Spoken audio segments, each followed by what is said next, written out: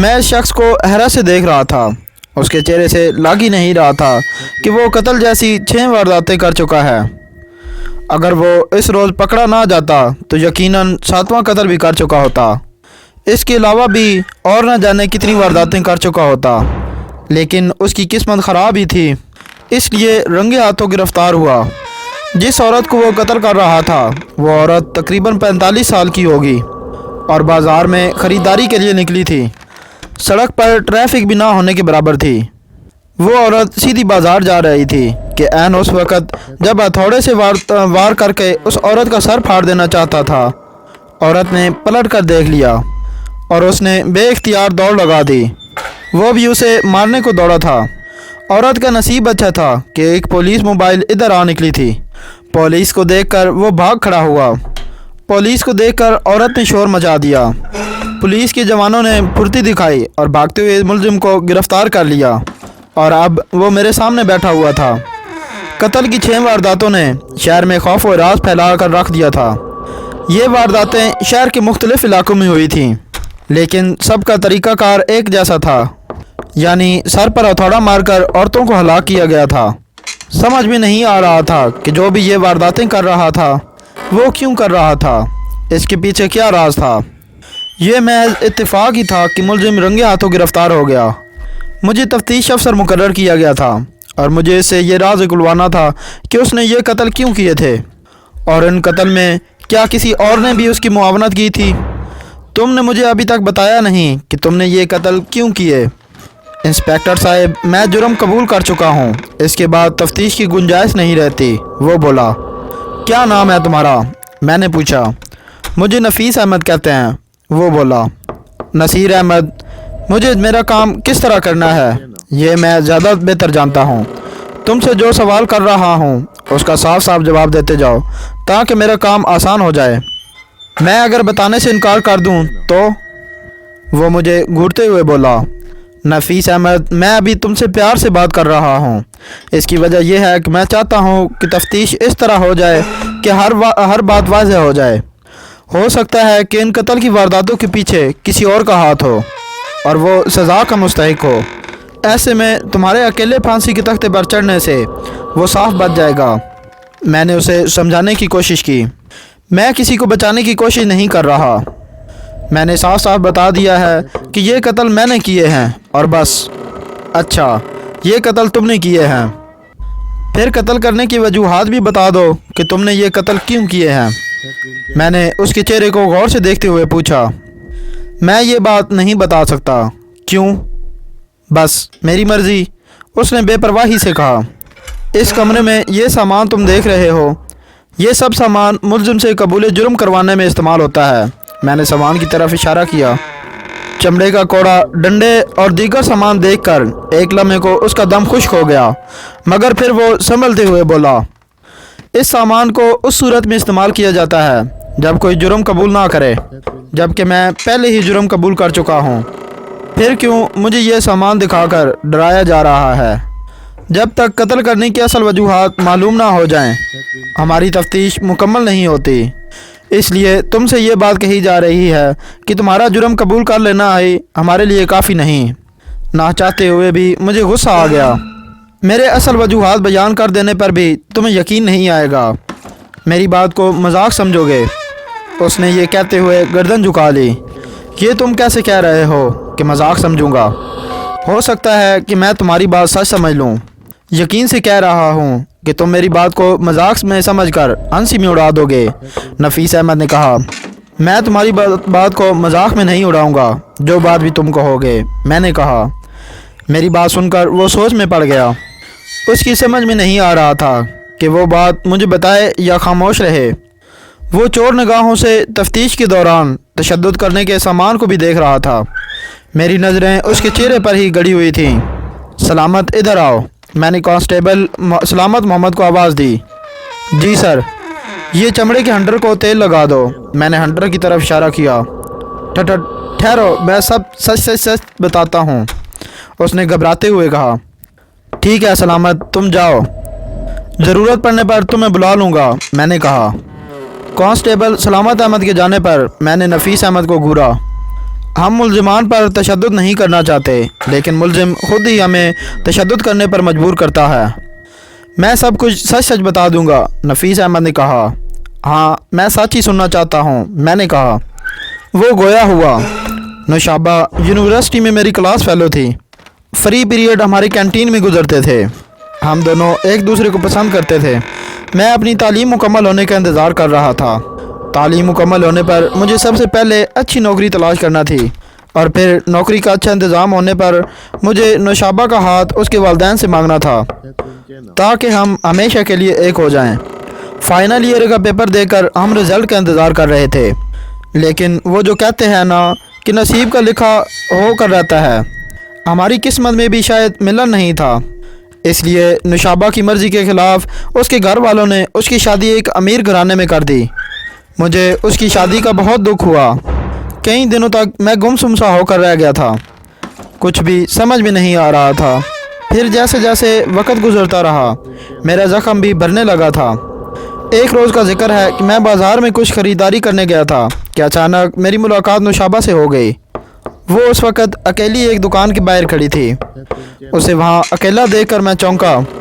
अरे नौशाबा, तुम यहाँ कैसे खड़ी हो? मैंने पूछा। वो मुझे देखकर बुरी तरह चौंकी। तुम, क्या बात है? तुम मुझे देखकर खुश होने की बजाय परेशान हो गई हो, मैंने कहा। वो मेरे शौहर कामरान दुकान के अंदर गए हैं। नौशाबा के चेहरे पर घबराहट तारी हो गई थी। तुमने अपनी शादी पर मुझे दावत नहीं दी, इस बहाने तुम्हारे शौहर से मुलाकात हो जाती, मैंने मुस्कुराते हुए कहा। नहीं, तुम उनसे मुलाकात मत करना। क्यों? तुम मेरे मोबाइल पर बात कर लेना, मैं सब कुछ बता दूंगी, नौशाबा ने कहा। तुम्हारा नंबर ही बंद रहता है, मैं किस नंबर पर बात करूं? मैं पुराने नंबर को ऑन कर दूंगी, अब तुम जाओ, नौशाबा ने दुकान की तरफ देखते हुए कहा। वो सख्त घबराई हुई थी। मैं उसे मज़ीद परेशान करना नहीं चाहता था, इसलिए आगे बढ़ गया। उस वक़्त एक काला बदसूरत सा आदमी, जिसके चेहरे से खबासा टपक रही थी, उसकी तोंद बाहर को निकली हुई थी, वो दुकान से बाहर आया। उसे देखते ही नौशाबा उसके साथ चल दी। मैं उन दोनों को जाता देखता रह गया। शाम में मेरे मोबाइल की घंटी बजी। मोबाइल की स्क्रीन पर मैंने नंबर देखा तो वो नौशाबा की कॉल थी। उसकी कॉल देखकर मैं खुश हो गया। मैंने फ़ौरन कॉल ओके कर दी। नौशाबा, तुम कैसी हो? क्या वो शख्स वाकई तुम्हारा शौहर था, या फिर तुमने मुझसे मजाक किया था? तुम्हें तुम्हारा शौहर खुश रखता है ना? मैंने पूछा। तुमने एकदम ढेर सारे सवाल कर डाले हैं, मैं बारी बारी इन सवालात के जवाब देती हूँ, उसने कहा। मैं तुम्हारी कॉल देखकर बेकाबू हो गया था, मैंने कहा। नफीस, वो शख्स वाकई मेरा शौहर है। मेरी शादी मेरी मर्ज़ी के ख़िलाफ़ की गई है। मुझे वो बिल्कुल पसंद नहीं है। मैंने इस रिश्ते पर बहुत एतराज़ किया था, लेकिन किसी ने मेरी नहीं सुनी। हत्ता कि मेरा मोबाइल भी मुझसे छीन लिया गया, ताकि मैं किसी से भी रब्ता ना कर सकूं। तुम्हारे वालिदैन ने ऐसा किया, मुझे यकीन नहीं आ रहा। ये बात सुनकर कोई भी यकीन नहीं करेगा, लेकिन ये हकीकत है। मेरी माँ का इंतकाल हो चुका है। जिस अम्मी को तुम जानते हो, वो दरअसल मेरी सौतेली अम्मी है। मेरे शौहर कामरान सौतेली अम्मी का भांजा है और दुबई में बहुत अरसा रहा है। दुबई की कमाई से ही उसके घर में दौलत की रेल पेल है, लेकिन दौलत ही सब कुछ नहीं होती। जैसी शक्ल सूरत का मेरा शौहर मालिक है, ऐसी ही वो बददिमाग भी है। ज़रा सी बात पर खड़ी खड़ी सुनाने में देर नहीं करता, हर वक्त मुझ पर शक करता है।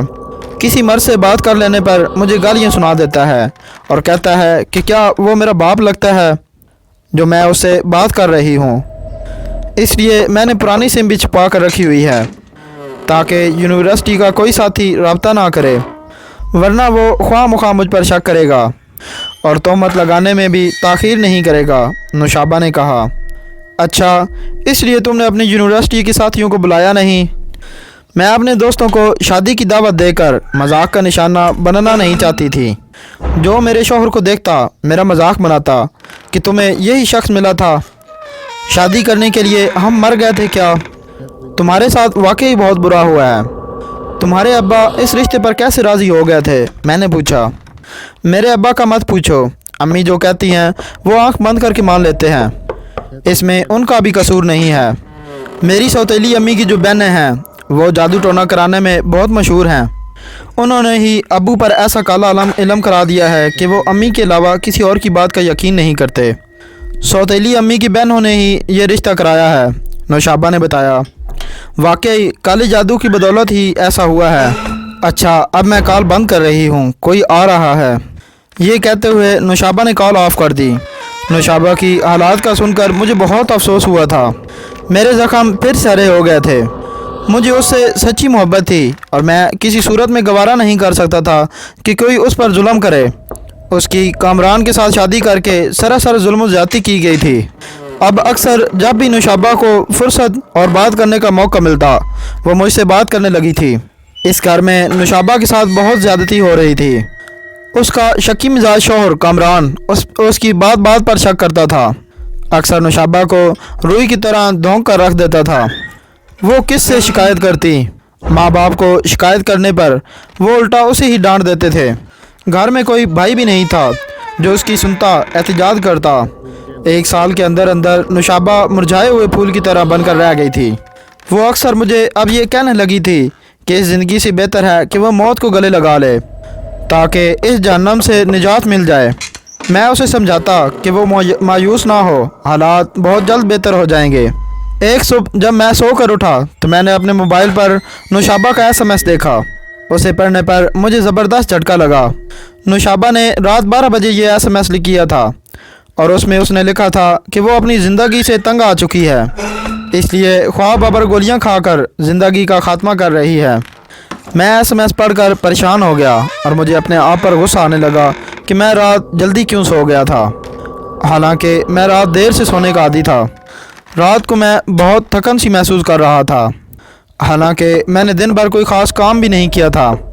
फिर भी न जाने क्यों थकन सी महसूस हो रही थी। बिस्तर पर गिरते ही नींद आ गई थी और मैं गहरी नींद सो गया। सुबह होने पर ही बेदार हुआ। मेरी कुछ समझ में नहीं आ रहा था क्या करूं।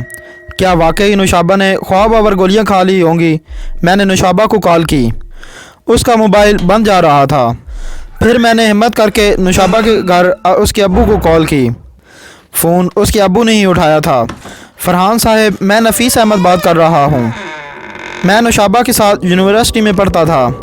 मैं तुम्हारी आवाज़ सुनते ही पहचान गया कि नफ़ीस अहमद बेटा बात कर रहा है। फरहान साहब ने कहा, मैंने नौशाबा के बारे में आपको फ़ोन किया है कि वो। हाँ बेटे, ये खबर दुरुस्त है। नौशाबा बेटी ने ख्वाब आवर गोलियाँ तादाद से ज़्यादा खा ली थी, जिसके सबब उसकी मौत वाक़या हो गई थी। हम उसकी तदफीन के सिलसिले में घर से निकलने वाले हैं, फरहान साहब ने कहा। नौशाबा के इंतकाल की खबर सुनकर मेरे दिमाग में आंधियाँ सी चलने लगीं और ख़ुद को मैं बेकाबू सा महसूस करने लगा था। फिर मैंने खुद पर बड़ी मुश्किल से काबू पाया था। मैं खामोशी से नौशाबा की तदफीन करने की शिरकत में चला आया।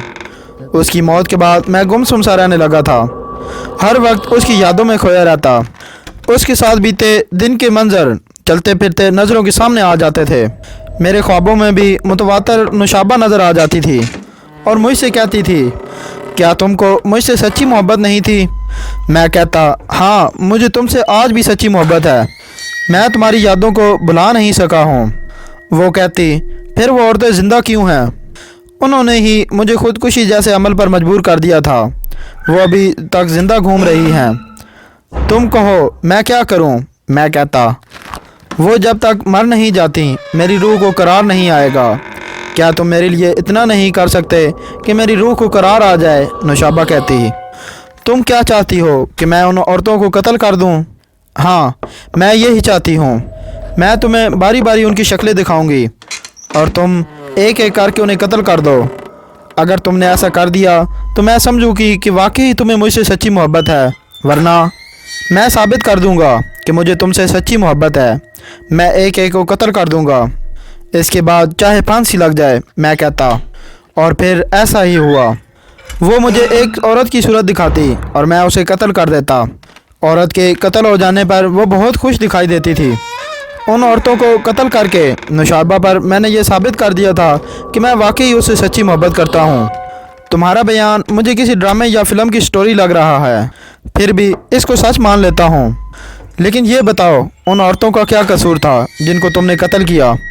जिस औरत को मैं कत्ल कर देना चाहता था, काश वो कत्ल हो जाती तो ये राज ही रहता, मगर इसका कत्ल ना होने पर वो राज फाश हो गया। इन कत्ल की वारदातों में भी राज है। मैंने हैरानी से उसे देखा।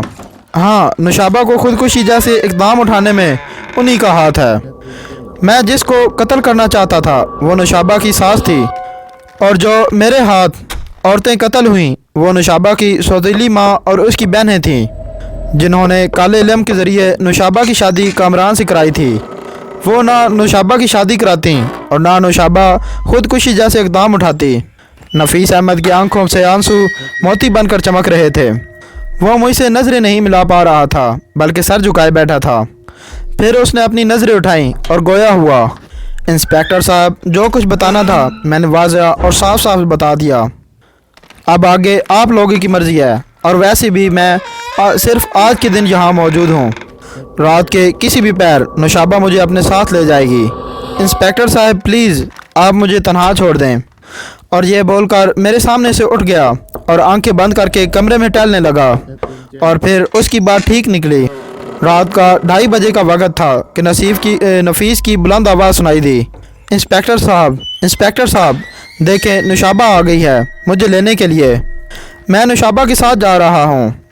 उसकी आवाज़ सुनकर मैं जब वहाँ पहुँचा तो मुझे देखकर मैनी खेज मुस्कुराहट उसकी होंठों पर रक्सा हो गई और वो बोला, इंस्पेक्टर साहब, अच्छा हुआ कि आप आ गए। नुशाबा मुझे लेने आ गई है। मैं नुशाबा के साथ जा रहा हूँ। और ये बोलते ही उसने अपना दिल पकड़ लिया और नीचे फर्श पर गिरता चला गया। फ़ौरन ताला खोलकर हम अंदर पहुँचे, मगर इतनी देर में उसकी रूह उसका जिस्म छोड़ चुकी थी।